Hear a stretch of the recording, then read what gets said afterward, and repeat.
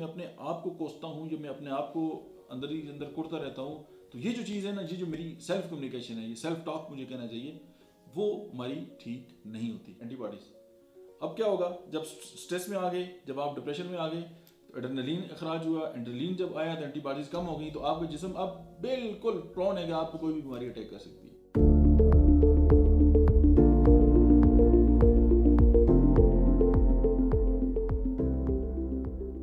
बिस्मिल्लाहिर्रहमानिर्रहीम। मेरा नाम डॉक्टर अहमद एजाज है और मैं civil homeo clinic Secunderabad and right institute of mind sciences से आपसे मुखातब हूँ। आज हम बात करेंगे कि हमारी वो कौन सी सोचें हैं जो हमें मार देती हैं। जैसे एक कोरोना पेंडेमिक अभी फैला हुआ है और बहुत सारे लोग जो हैं वो डरे हुए और बहुत ज़्यादा जो है वो उनके लिए जो है वो ज़हनी मसाइल पैदा हो रहे हैं। और ज़ाहिर है ये मसाइल किस लिए पैदा होते हैं। देखिए, मैं आपको एक बात बताता हूँ। बात करने के दो तरीके हैं। एक बात हम लोगों से करते हैं, जैसे अभी मैं आपसे बात कर रहा हूँ और अल्फाज का बड़ा चुनाव है और मैं बड़े खूबसूरत तरीके से कोशिश कर रहा हूँ कि मेरी बात आप तक पहुँचे। एक बात मैं अपने आप से करता हूँ, वो जो मेरी बात है ना, जब मैं अपने आप को कोसता हूँ, जब मैं अपने आप को अंदर ही अंदर कुड़ता रहता हूँ, तो ये जो चीज़ है ना, ये जो मेरी सेल्फ कम्युनिकेशन है, ये सेल्फ टॉक मुझे कहना चाहिए, वो हमारी ठीक नहीं होती।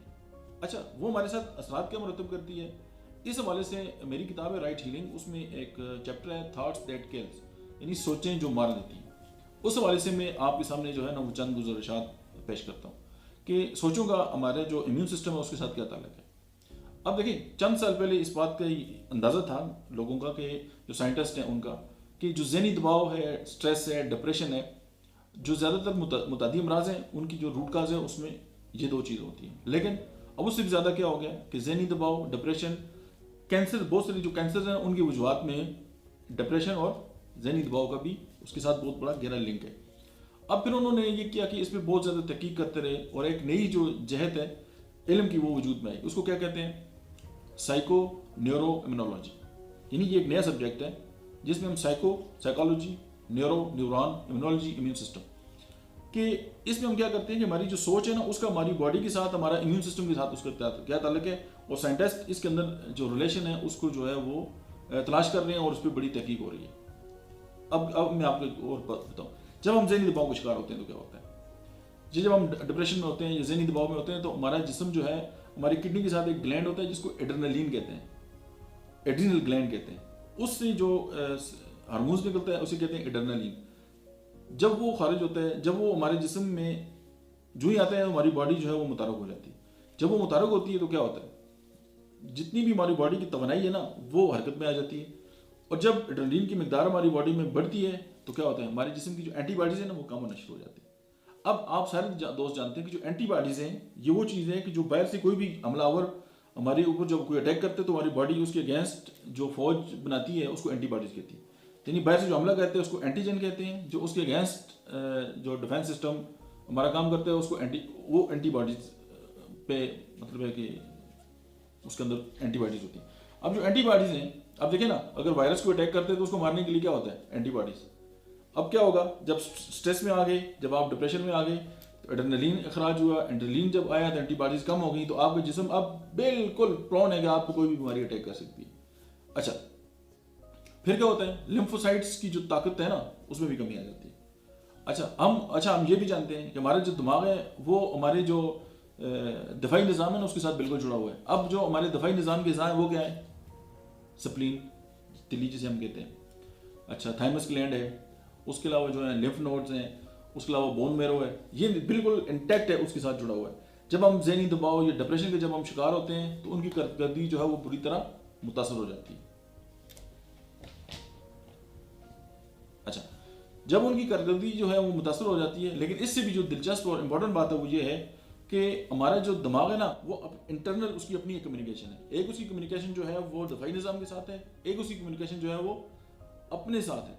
अब जो हमारे अपने साथ जो कम्युनिकेशन है या हमारे जो दफाई निज़ाम के साथ जो कम्युनिकेशन है वो ज़ाहिर है, जैसे आप इंटरकॉम है आपके पास तो आप घर के अंदर बात कर सकते हैं, लेकिन अगर आपके पास कार्डलेस फ़ोन है या लैंडलाइन है या मोबाइल फ़ोन है तो आप दुनिया में कहीं भी बात कर सकते हैं। अब ये दो डबल जो है वो कम्युनिकेशन होगी। अब क्या होता है कि हम जिस हार्मोन्स के ज़रिए हम बात करते हैं उसको न्यूरोपेप्टाइड्स कहते हैं। अब ये जो हार्मोन्स हैं ये हमारे जो दफाई निज़ाम है उसके साथ आपस में बात करते हैं।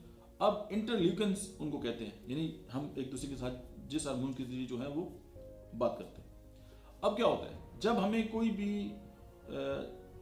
बुरी खबर मिली या कोई भी हमें ऐसी इन्फॉर्मेशन मिली, तो हमारी बॉडी जो है उसके अंदर से जो पहले हम खुशी की बात कर लेते हैं। जब हमें कोई खुशी की खबर मिली या हमें कोई ऐसी खबर मिली जो हमारे लिए बड़ी उसकी वैल्यू थी, या हमें कोई बिजनेस में फ़ायदा हो गया, या कोई गुड न्यूज़ मिली, या हमें कोई प्रमोशन मिली, कोई भी गुड न्यूज़, तो क्या होता है कि हमारा जो डिफेंस सिस्टम है ना, वो अप टाइप जो है केमिकल्स है ना, वो रिलीज करते हैं। तो हमारा जो डिफेंस सिस्टम है ना, वो स्ट्रेंथन होता है, वो बहुत बेहतर होता है। आप देखें, आप खुश हों या आपका जो, तो आप देखते हैं बहुत सी बीमारियों पर आप खुद ही काबू पा लेते हैं।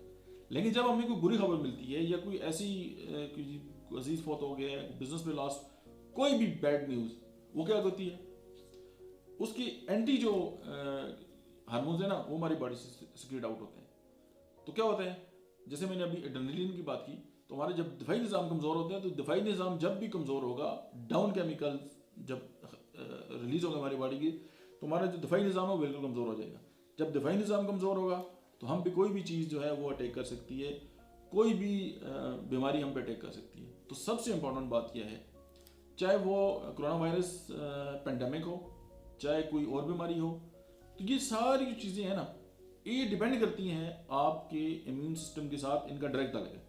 अब एक और बात, इस कायनात के अंदर या जो हम जिस गैलेक्सी में रहते हैं, 3 लाख से ज़्यादा जो है वो वायरसेस बैक्टीरिया पाए जाते हैं। हम चाहे कुछ जानते हैं, इन सब के लिए अल्लाह ने हमें जो इनसे लड़ने की जो सलाहियत दी है, वो हमारा डिफेंस सिस्टम है। तो इसमें सबसे जो इंपॉर्टेंट बात है, एक बात जो आप इंपॉर्टेंट है उसको जहन में रखें कि जो सेहत के लेवल हैं वो 4 हैं। एक आपका फिजिकल लेवल है, एक आपका मेंटल लेवल है, एक आपका इमोशनल लेवल है, एक आपका स्पिरिचुअल लेवल है। अब डॉक्टर सिर्फ फिजिकल लेवल को लेके बैठे हुए हैं और हम सारे ही दवाइयाँ और ये सारा कुछ मामला खा रहे होते हैं। लेकिन जब आप अल्लाह का जिक्र करते हैं, जब आप नेकी का काम करते हैं, जब आप दूसरों के लिए बेहतरी का सोच रहे होते हैं, जब आप दूसरों के लिए अच्छाई कर रहे होते हैं, तो आपको क्या लगता है, आपकी सेहत बेहतर नहीं होती? डेफिनेटली होती है। तो बाकी जो 3 आपके लेवल हैं सेहत के, आप उनको भी स्ट्रेंथन करने के लिए बहुत कुछ कर सकते हैं। तो मैं ज़्यादा डिटेल में जाना नहीं चाहता, सादा बात इसलिए की है कि ना तो आपको केमिकल के नामों में इंटरेस्ट है, ना किसी और में। सिंपल ये बात समझ लें कि डिप्रेशन, बुरी खबर और ये जो स्ट्रेस वाली बातें हैं, डिफेंस सिस्टम को कमज़ोर करती हैं, और उसके अगर उलट बात होगी या गुड न्यूज़ होगी तो आपके डिफेंस सिस्टम को स्ट्रांग करेगी। सिर्फ अपने डिफेंस सिस्टम पर अगर आप तवज्जो दे दें, तो दुनिया में कोई वायरस ऐसा नहीं है जिसका आप मुकाबला न कर सकें। आज के लिए इतना ही, और थैंक यू वेरी मच, जज़ाकल्लाह।